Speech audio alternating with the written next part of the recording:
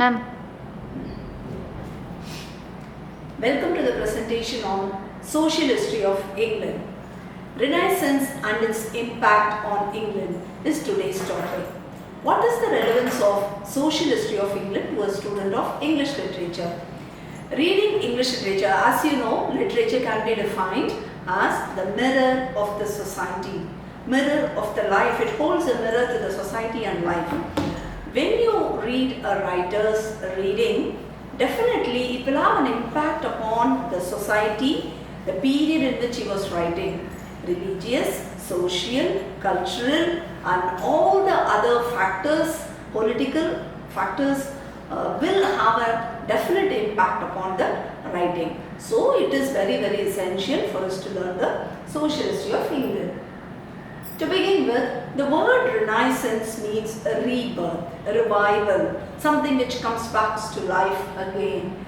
So there was a rebirth in all walks of life, especially a revival of learning in classical literature. So the writings written in Greek and Latin languages are deemed to be classical literature. So you have very many writers, Ascylus, Aristotle, Sophocles, Dante, Ovid, Asca, all these writers, so they have set a trend, strategies, how to write a poetry, how to write tragedies, so the epic poems, everything was set by them. So the writers who came in future were imitating them.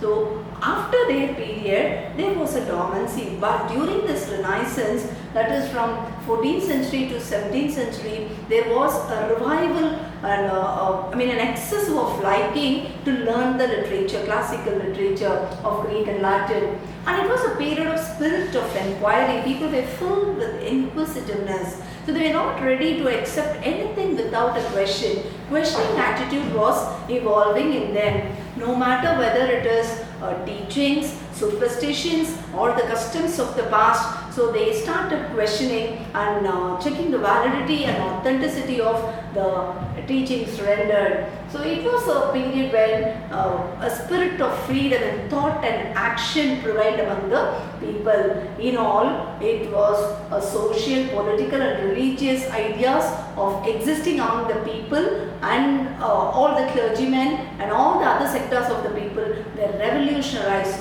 you could say. Renaissance. Professor Jebb correctly defines Renaissance as it is in the largest sense of the term. It is a process of transition of Europe from medieval to modern. Actually, in any period, any society, you can find the clear-cut division of ancient, medieval and modern. But we cannot specifically mention from which date this transition has taken place. So over the period of the time Renaissance, Professor Jebb comments that it is a transition from medieval to modern period, modern order. Even Walter Pater, another critic, he has also commented that it is many-sided, it's a complex and many-sided movement. Renaissance is a complex and many-sided movement. So Renaissance means, so it means different to different people. For example, for a student of social history, if you see, it is a break from feudalism and from chivalry, as well as establishing a new social order. So that is the meaning for a social history of England student, birth of a new social order. For a student of religious evolution, it is the period of Reformation and counter-Reformation. All the changes which was encountered in religion, they will be studying in the Renaissance. To a lover of art and literature, the recovery of masterpieces of art and in every form of art from ancient world and a revival of knowledge in Greek and Latin, they would say that that is Renaissance for them. And to a scientist, it is inventions, period of inventions and discoveries. So wherein you had maritime exploration and founding of astronomy, anatomy and physiology and modern medicine. In all these fields, so people were very curious to invent something new. They want to be innovative. So those things were explored by scientists of the Renaissance period. So then, the first book printed in the world, can you guess what it is? Obviously, it is the Bible. So the printing press which was invented by John Gutenberg in Germany 1454, had a very terrible impact upon the world of literature in all. So the first Latin Bible was printed in Mainz in 1455, and because books became cheaper, knowledge started to spread. So slowly the versions which was only available in Greek, Latin, Hebrew languages, now it became possible in their own native languages. So the printing press slowly started to spread in the western and in the central part of the Europe, namely to Italy. The printing was introduced in 1465, to Switzerland in the year 1467, and the benefit of printing books was reached France in 1470. Austria and Netherlands tasted the printing of books in 1473. In Spain, the books were printed for the first time in 1474. And finally, England. It has come to the heart of England in 1476. William Caxton in Westminster, he just published this book. First book was printed, that is the Bible. So books became cheaper, it became plentiful, thereby it fostered a questioning attitude. So when knowledge started spreading, they could no more accept teachings, preachings, or blind beliefs of anything of that sort. So they started analyzing, they wanted to know the essence of the truth and everything being imparted. Inventions and discoveries, as we just hinted upon in the previous slide, Marinus Compass, which was a tremendous invention, because in those days waterways was the main transport available. People were navigating from one country to another country, one continent to another continent, or within a country they were using the waterways. So Marinus Compass enabled the long voyages for people. So they undertook long voyages and they explored seas and oceans. Thereby they were able to discover more continents as well as countries. It assumed several beliefs that we are going to see in the future slides. Assumptions held scientifically, geographically were proved wrong because of the inventions made by these scientists. We were able to prove it false. Telescope, Galileo Galilei, in the field of science of astronomy, he was able to scan the sky using this tremendous telescope. So the position of the Earth in the solar system, there was a belief that Earth is the center of the solar system. So that was taken aback and they were able to feel that Sun is the center of the solar system. Dispersion of Greeks and Greek scholars as well as Latin scholars. So the Turks' capture of Constantinople in the year 1453 marks a red letter day in the history of English literature. Why? Because after this Turks' capturing of Constantinople, the scholars of Latin and Greek, they had their dispersion wide over Europe. All over the country they were scattered like anything. So the exodus of Greek scholars into Europe enabled their knowledge, their culture, their heritage to be imparted to the land where they are now dispersed. So they stimulated classical learning among Italians, French and English, mainly to note these three countries. So the scholars who went and settled in England, France and Spain, so mainly they were noteworthy here. So in Italy, Dante, Petrarch and Boccaccio paved the ground for this Renaissance. So Chrysolorus taught Greek in Italy. Actually, he was teaching Greek in the University of Italy. So Machiavelli, a great Italian writer, he set the trend by writing tragedies and all the other things. So and translating everything from Greek and Latin into English. And France, poet Ronsard, Francois, Rabelais and Montaigne, all of them were famous writers, rich essayists. So these people had the taste. So they had the essence of the taste from Greek and Latin that was imparted to them because of the dispersion of these scholars, and they just tasted it like anything. Spain, we cannot forget the word Cervantes, Don Cox.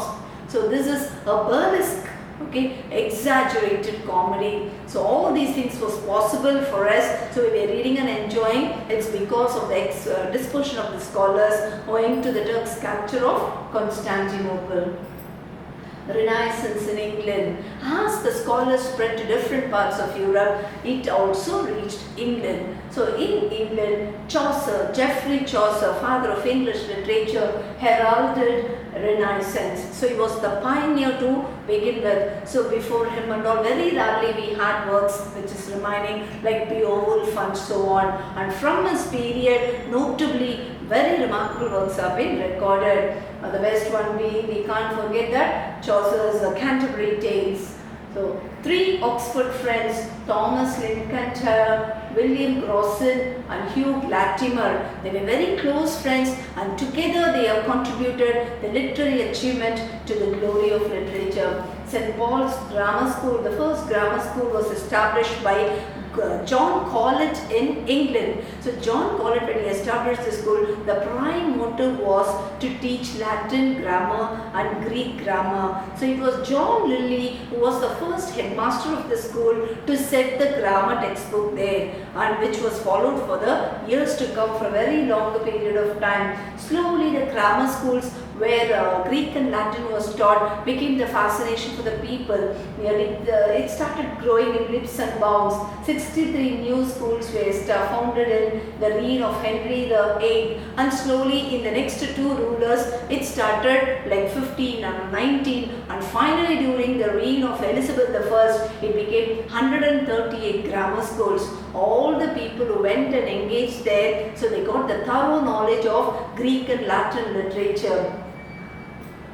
The age of translation. So owing to this grammar school only, so translation was made possible. So the age of translation, the works of Virgil, Ovid, Cicero, Demosthenes, Homer, Plutarch, all these are excellent works, yeoman works rendered in the original language of Greek and Latin. But because of the printing press and because of the spirit of translation and because of the Greek and Latin language that they have learnt in the grammar schools, so the translators, writers as well as the translators started translating those things from the original text to English. So this was made feasible, and all the commoners also, they were able to relish the Greek classical literature in their own language. So these works, which if at all not translated, we wouldn't have had a taste of it forever. So this made possible, for example, the Bard of Avon, William Shakespeare, he says that he knows very less Latin and less Greek, but still because he had a very thorough knowledge of all these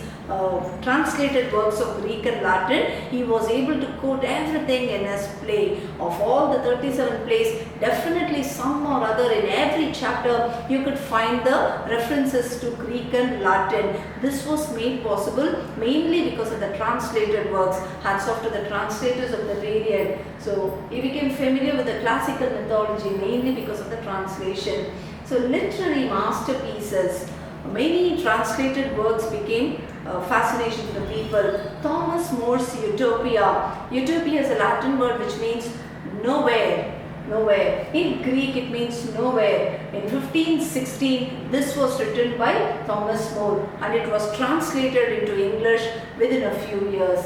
Erasmus, the last European writer who wrote in Latin, his works were translated into English. So Spenser's Faerie Queene, which was the representative poem of the spirit of Renaissance in English literature during Elizabeth I's reign, that had a touch of all the elements of Renaissance romanticism. William Shakespeare, dramatist and national poet of England, lived through this Renaissance period. So there is no other writer who could be on par excellence with him. So all his poetry, sonnets, long narrative poems, everything was fantastic and fantabulous when he quoted these classical mythology into it. So then you have university wits. So there were nearly 6 university wits during the period of Renaissance. These 6 university wits, namely John Lilly, Thomas Nash, Thomas Lodge, Robert Peel and George Peel, Robert Greene and Christopher Marlowe was the father of tragedy, English tragedy. All these writers together, they were called as university vets mainly because they have had their degree either from Cambridge or from Oxford University. So they were scholarly and at the same time they left an everlasting impact for the future writers to follow. So they were the contemporaries of Shakespeare and Christopher Marlowe. To this list also Thomas Kidd at times he will be added to it. So Renaissance in literature. So literary giants like Shakespeare and his plays redefined drama and language, exploring the universal theme of love, power, human nature, forgiveness, reconciliation and so on. Elizabethan theatre, the Globe Theatre became a cultural making place accessible to all places, all placed in the social order. Poetry and prose also saw tremendous progress in this period of Renaissance.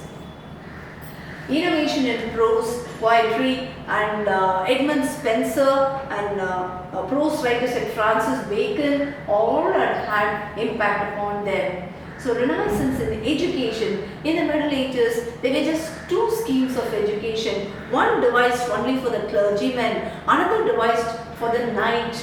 But there were revolution even in literature. Inadequate to meet the demands of the modern age. The education system then was inadequate to meet the demands of the modern age. Because of that, educational experiments were taken by Comenius, Rabelais and Montaigne and it was seen. So education, there was multifaceted changes.